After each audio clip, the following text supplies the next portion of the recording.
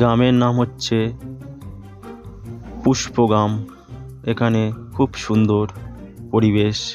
ও রমেশ প্রতিদিন তার ট্র্যাক্টর নিয়ে চলেছে, কাজের উদ্দেশ্যে বেরিয়ে পড়েছে।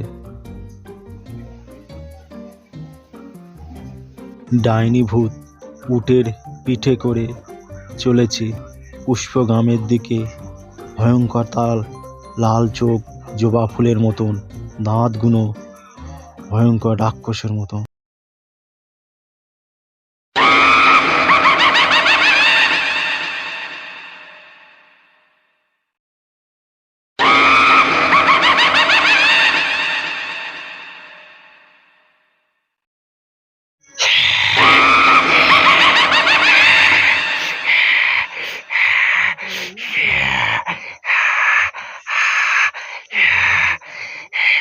এই পাতে কোনো মানুষ গেলে তার ছাড়বো না, তার ঘাড় মুটকে টেনে নিয়ে যাব, রক্ত খাবো।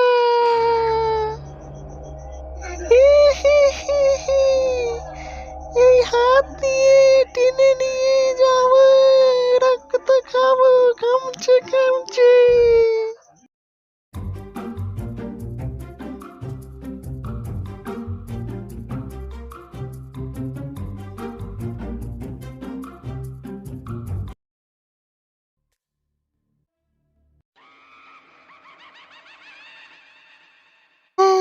কোথায় যাচ্ছিস? দাঁড়া, তুই রক্ত খাবো রে। এই, তুই আমাকে চিনিস না।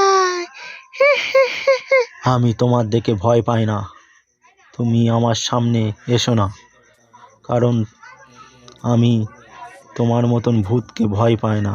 কত ভূত এলো গেল, আর তুমি আমার কিছুই করতে পারবে না। এই, তুই জানিস আমি তোর কি করতে পারি?